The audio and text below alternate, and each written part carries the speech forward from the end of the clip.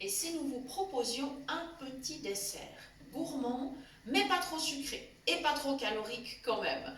Bonjour les amis, comment allez-vous? Eh bien, chez nous tout va bien et nous avons le plaisir de vous proposer une nouvelle recette. Ce sera un flan Belle Hélène sans gluten, comme d'habitude, puisqu'on cuisine sans gluten. Alors, j'ai déjà fait quelques petits préparatifs pour ne pas abuser de votre temps. On essaye de faire des vidéos courtes. Alors, dans un grand saladier, parce que comme ça j'ai de la place et ça ne gicle pas quand je bats avec mon fouet, j'ai cassé 3 œufs. J'ai mis une toute petite pincée de sel. On met toujours une petite pincée de sel dans les pâtisseries et desserts. Ensuite, j'ai ajouté, alors on met entre 3 et 4 décis de lait, ça dépendra de la grandeur des œufs. Voilà. Voilà où j'en suis actuellement. Il me reste à ajouter du sucre. Alors pas trop, on va vraiment être raisonnable avec le sucre. On va vraiment faire attention. On veut que ça ait le goût, mais que ce ne soit pas trop sucré.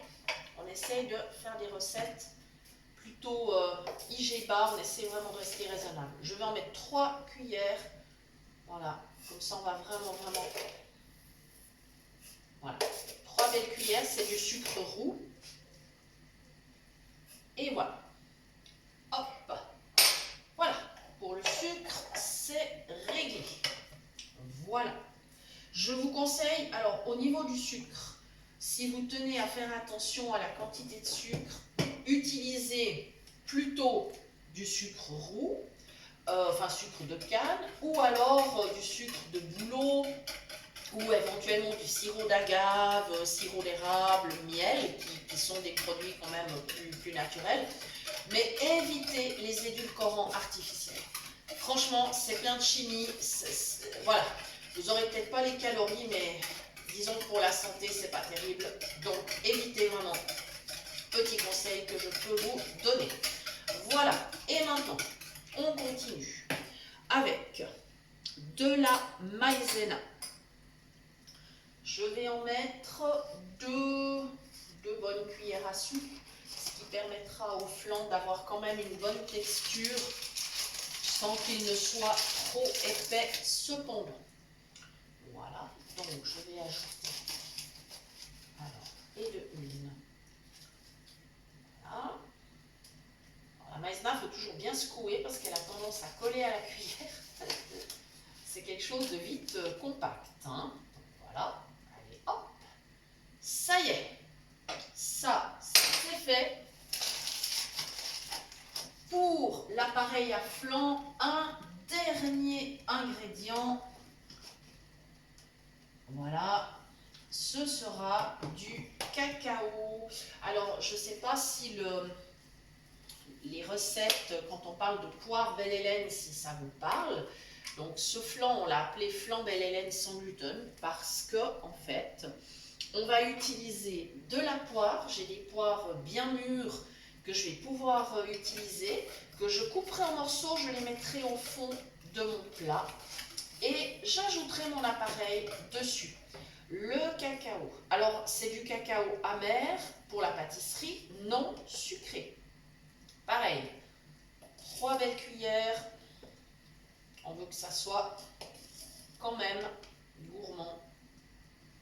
Voilà, 3 belles cuillères. Comme ça, c'est facile à vous rappeler. Hein. 3 œufs, entre 3 et 4 décis de lait ou de crème si vous êtes vraiment encore plus gourmand que nous, n'est-ce pas? Pour la maïzena, 2 cuillères à soupe suffiront. 3 belles cuillères de cacao amer, 3 cuillères de sucre roux. Vous voyez que c'est super facile. Donc, je ne mettrai pas les poires dans l'appareil à flan, sinon on aurait du mal à répartir dans le plat. Je mettrai les poires en petits morceaux au fond du plat et je répartirai l'appareil par-dessus. Voilà, si vous souhaitez, pour varier les goûts, vous pouvez tout à fait remplacer la maïzena, pourquoi pas, par une farine de coco. Ça donnera un petit goût comme ça de coco en plus, si vous aimez. Voilà, ça c'est une possibilité. Vous pouvez ajouter aussi une cannelle, pourquoi pas. Ou alors de la cardamome, qui va très très bien aussi avec la poire, le chocolat, ça se marie très bien. Voilà, ou éventuellement un petit peu de gingembre. À vous de voir si ça vous fait plaisir, il n'y a vraiment pas de problème. Et puis quand votre flan sera cuit, vous avez deux solutions pour le cuire.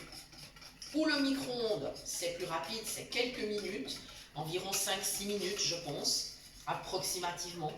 À voir selon, encore une fois, la puissance de votre micro-ondes et la quantité de flan que vous souhaitez préparer. Ou alors le four.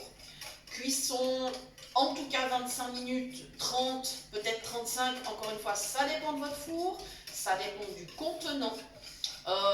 Là, 180, 200 degrés. Si vous avez un grand four, 200 degrés. Si vous en avez un plus petit, je vous conseille 180, il y aura moins de risque que ça brûle. Voilà, et vous laissez tiédir ou refroidir et vous dégustez. Alors après, c'est selon vos goûts, avec un petit peu de crème chantilly ou pourquoi pas une petite boule de glace. Ce qui conviendrait avec ce flan, ça serait soit de la glace vanille, glace caramel pourquoi pas, glace chocolat, ou alors pourquoi pas un petit sorbet à la poire pour rappeler le goût du fruit. Voilà, à vous de voir, à vous de tester.